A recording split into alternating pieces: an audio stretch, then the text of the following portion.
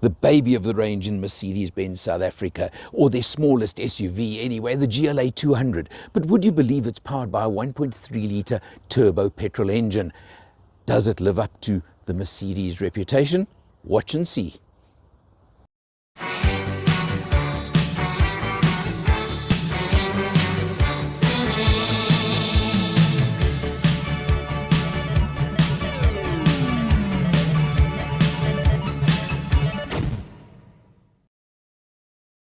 Hi, I'm Alan R from MotorMatters, CHANGECARS and all things motoring, and today we are looking at the mildly facelifted Mercedes GLA range, which is available in two models, the 200 and the 220 diesel. Obviously 200 is petrol, but it's only a 1.3 litre turbo, or the 220 diesel, a 2 litre turbo diesel.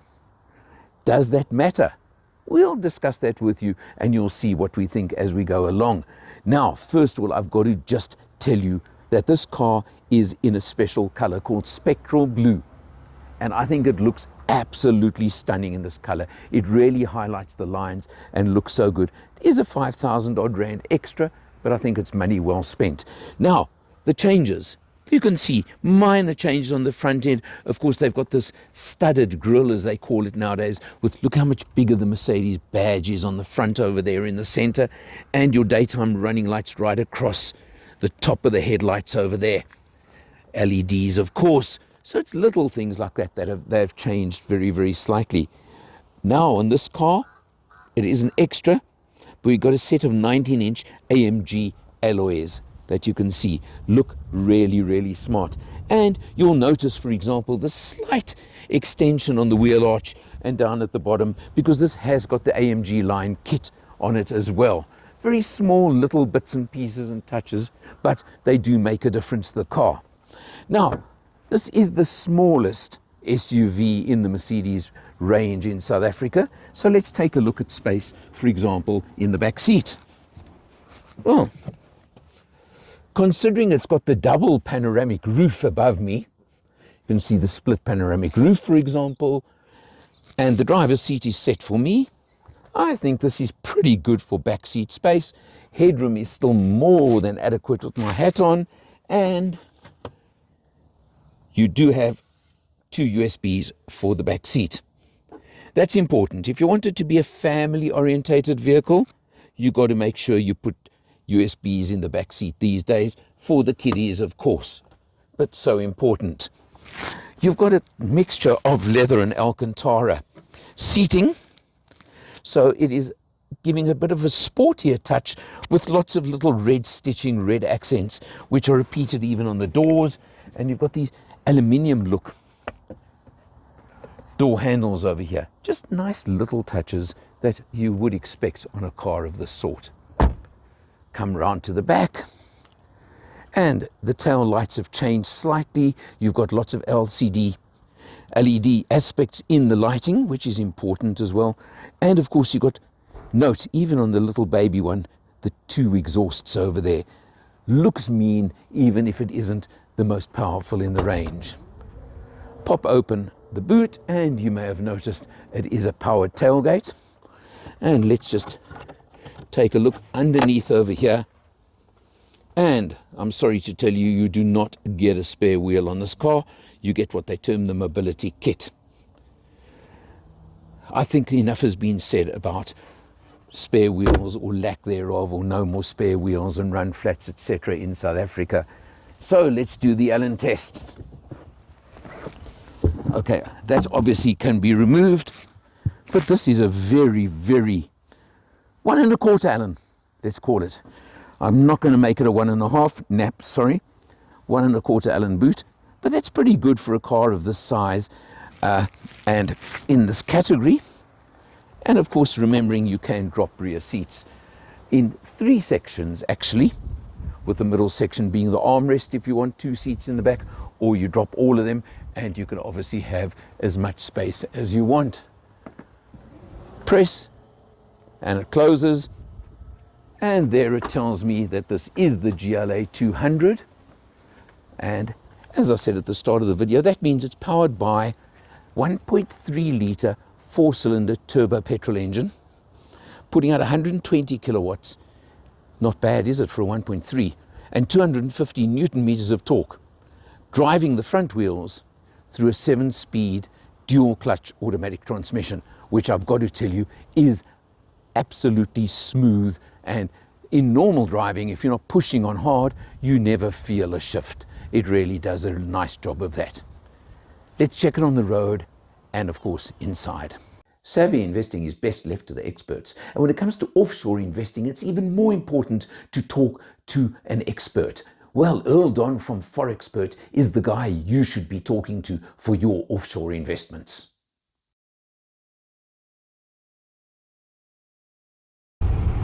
It may even seem a touch boring to you that, guess what?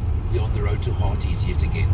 But that's one of what I call the privileges of what I do, is that I get to come out into the country once, twice a week often, in different cars, and experience the cars on this little twisty road coming through and get to the country. What a pleasure. I really love every moment of doing this. And when you're behind the wheel of something like this recently facelifted version of the Mercedes GLA, well, it also adds to it, doesn't it? Because I don't know what Mercedes have done from my memory of when I last drove a GLA, which is a while ago. But this car just seems so much smoother, so much quieter, so much more relaxed, and just overall so much more refined than I remember the GLA being. Not that it was ever bad, but this is just so much nicer.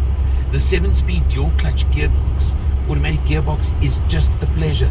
You won't know when it's shifting. You can't feel it unless you really want to put your foot down, of course, in anger, or use the paddles even behind the wheel, because you've even got little paddles over here. But again, I don't believe it's that kind of car. This is a car for sitting back, relaxing and cruising. And boy, does it do that in the most beautiful, lovely way. Just, you're surrounded by luxury, you're surrounded by comfort. One of the other upgrades or changes on the new version is, of course, the single piece double screen, where your infotainment screen and, of course, your TFT instrumentation in front of you, but under one big piece, instead of that separate screen that stood up in the center over there and kind of stood out a little bit. This just looks so much more integrated, so much smarter, so much nicer. Other than that, of course, it's a car that gives you every possible thing you can want, everything you can need. Exterior wise, it's got the AMG line kit on it, but we'll show you more of that, and you'll have seen more of that in the video when we show you the outside of the car, so that's not important. But I can tell you 125 kilowatts, 250 Newton meters of torque from a little 1.3 turbo, and it's so smooth. Okay, so let's start as we always do, looking at the instrumentation. Obviously it is TFT instrumentation, which means press buttons, you can change everything you want, and you can get different views, etc. But the crucial that I want you to look at is we've done 380 kilometers on this test so far, and 7.7 liters per 100. Now that includes our trip to Hearties, and then the rest of this test has been urban driving. So I think that's pretty much as bad as you're likely to get. You can probably do better if you really want. You do have, of course, the multifunction steering wheel as you expect, and it's the haptic switches or buttons on the steering wheel. So in other words, you just press on them. I'm not totally a fan of haptic, but that's what they are. They work well. You've got your cruise control on the side over here. You've got all of those sort of features that you would expect from a car at this level. And note, you've got pedals on the steering wheel. But what you do also have is my pet hate, Alan's picky point, of course, this column gear shift. Yes, as I drive more and more Mercedes models, I do get more used to them, but I still don't like it. But anyway, that's me. Hello, my name is Michael. I'm the owner of CHANGECARS and the host of the TV show All Things Motoring. I have one mission, and that is to make a difference to the motoring public. Making a difference how? Making sure that you have safe options, making sure that you have knowledge. In that regard, it is my absolute pleasure and privilege to work with Alan Rosenmeyer of MotorMatters. The man with a hat, I'm the man with no hat, he's the man with the knowledge. Thank you for watching. looking at the screen, and this is one of the big changes on the facelift now, is note you've got the single piece across with the instrumentation and your infotainment screen over here. Nice big, what's it, about a 10-inch screen or something like that, but all in one piece instead of the separate one standing up in front over here, which I've never particularly liked. But again, that is personal. You've got, of course, the aircraft type aircon vents over here that look really good. I'm not going to talk too much about the screen because you know the functions. You've got the, of course, the voice activated, etc., using the dreaded M word that I often refer to, things like that, that I'm not going to say too much about. You've got interesting finish, note on the dash here and on the doors, of this sort of brushed aluminium type finish, which looks really classy. Only thing I'd be a little bit concerned about is reflections at certain times. And while the camera's on the passenger door, note you've got electric adjustment for both driver and passenger, front passenger. So there's a nice feature that I do appreciate and I think is very, very important. I mentioned you've got the dual panoramic sunroofs over here. I'm not going to open it, but you know what it's about. Again, you can, well, let's play the game, of course. Hey, Mercedes. How can I help? Open the roller blind on the sunroof. I'm opening the roller sunblind on the sliding sunroof. And note the two sections open separately even. But there you go, just to show off the functionality over there. Right, coming down below the air vents over here, you've got your ventilation aircon controls over there, which are nice and they're proper buttons. And then below that, you've got your inductive charging pad over there. Personal profile to access this data. You see, that's what I don't like about that system. You've got your inductive charging pad over there, USB-C only at the front, but No results were thank found. you. What can I do for you? You do, Mercedes do provide a little combiner Here are cable your over there. messages. Cancel, please. Below that over here, you've got a nice roller for the volume, which is a useful feature. And over there is your button for your multi-mode transmission, where you've got eco, comfort, sport, and individual. Now, I've got to tell you, I put it into sport once, and quite honestly, on a car like this, I don't think it was that important, that necessary. But it's there if you want to play with it. And there you can press for different camera views, etc., that you can get for the car. The overhead view or front camera, rear camera, etc. Again, you know all of these things. I don't think I have to spend too much time. You've got very nice bolstering, side bolstering on the seats. So they're sporty seats. And as I mentioned earlier, the combination of leather and Alcantara means they do hold you in place very nicely. And they are nice sporty seats as well. Now, the standard, and that's a difficult comment when you come to Mercedes generally, on this car would cost you 920,000 Rand. But this car has a couple of extras that I want to just mention to you. I mentioned the paint color, the spectral blue, 5,000 Rand. Memory seat package, 11,500 Rand. Panoramic sliding sunroof, 16,400 Rand. AMG line kit, 29,000 Rand. The aluminium trim I mentioned to you, 2,800. A night package, I must be honest, I don't quite know what they mean by that, at 12,900 Rand. The navigation premium package of 15,000 and an advanced plus package at 30,000. So you've got about 125,000 Rands worth of extras on this car. So in other words, you're talking roughly 1,050,000 as it stands right now. Now, obviously, we know that ain't cheap.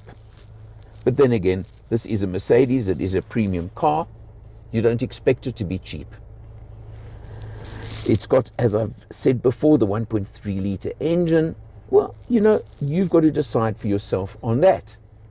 If you want a personal opinion, I think I would probably want the diesel version, which would be more economical by a big margin and is virtually the same price. There's a small price difference, but nothing much.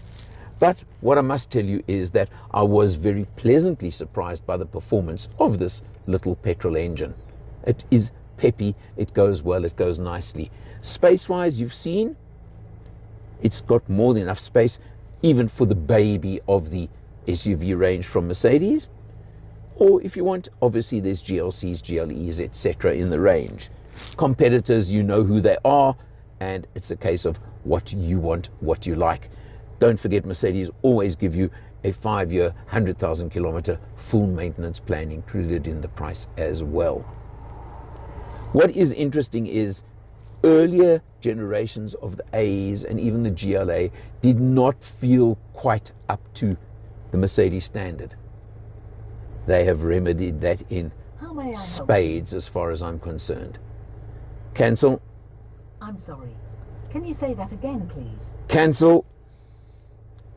But besides the interference from that system and the AI as they refer to it, but that's beside the point. Overall, it is, as I said, a Merc. I'll call it that for now. To drive, to feel, it feels like the right quality from the premium brand as was expected and as you would expect for your money. I like it, I'll put it that way. But you need to drive it and its competitors to make your choices. So, for MotorMatters, Change Cars, and all things motoring, I'm Alan R, and I'll see you next time.